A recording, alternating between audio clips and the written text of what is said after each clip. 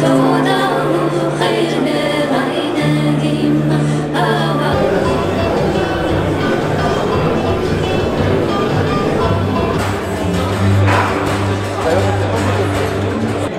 noms, ils ont des propos.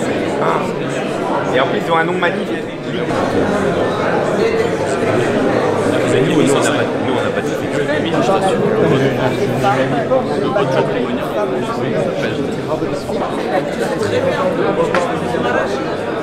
Moins que moi. C'est pas les perturbés? Non, moi je vois pas. Moi je suis comme le commandant. Pas cher, ouais. On va voir la truc. C'est peut-être sur cette casquette. Toujours en forme. Oui. Tout va bien. Mais non, ça vient pas de changer. Biden, tu tiens comme toute la gauche française. Ermeni'de Cezayir'de bir kız vardı. Orada da kendi filmde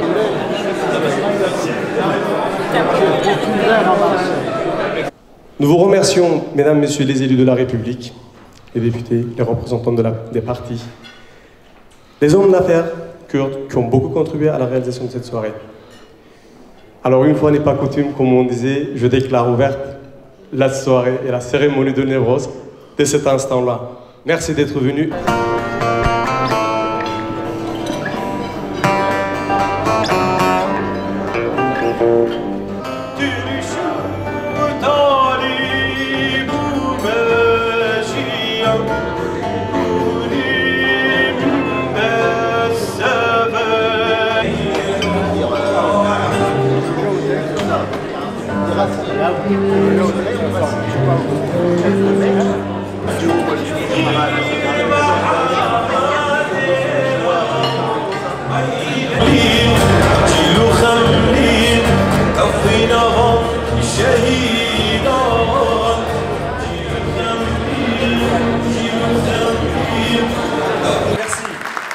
Merci d'être là aujourd'hui.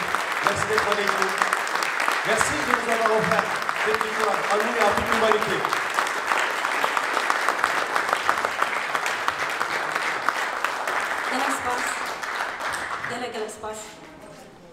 Merci, merci beaucoup.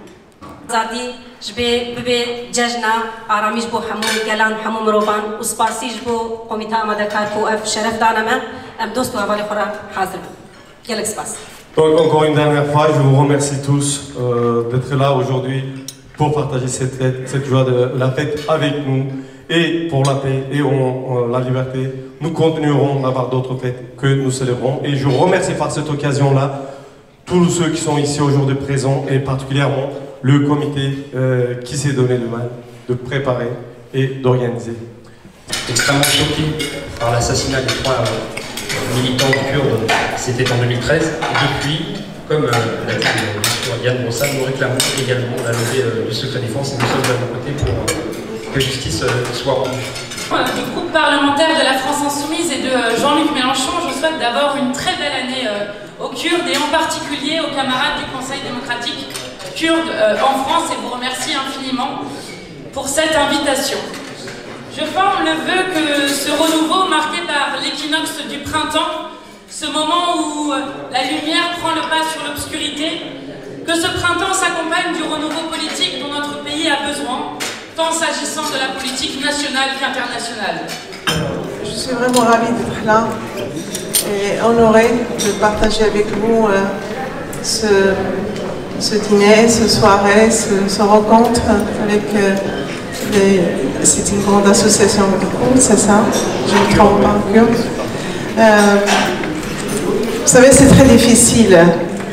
C'est sûr qu'il y a des jeunes qui se convertissent, des gens qui tombent dans cette secte terroriste, hein, il n'y a pas d'autre mot. Mais aussi, quelque part dans nos fautes, on est aussi responsable. Quand on voit cette jeunesse perdue, quand on voit cette jeunesse ont qu'une chance de s'en sortir, et qu'on n'a pas la chance, et quand on n'a pas des familles, la mère, le père pour éduquer l'enfant, l'enfant il vit seul, il grandit sans amour, et là c'est un danger pour la société. Je souhaiterais tout d'abord vous remercier pour le grand honneur que vous me faites en invitant un militant de la cause arménienne à venir clôturer ce premier dîner du CDKF dans ce grand hôtel Le Tessia.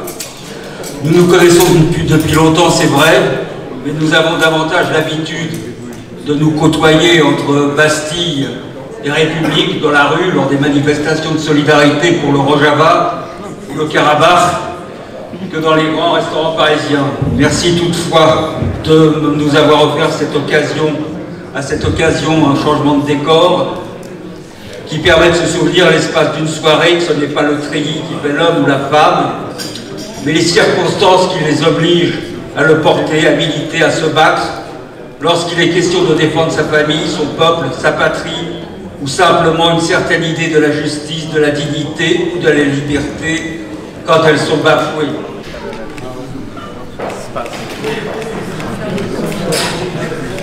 Et ceux de CDKF, partez pas, on va tous aller devant. Ah oui, on va faire la photo.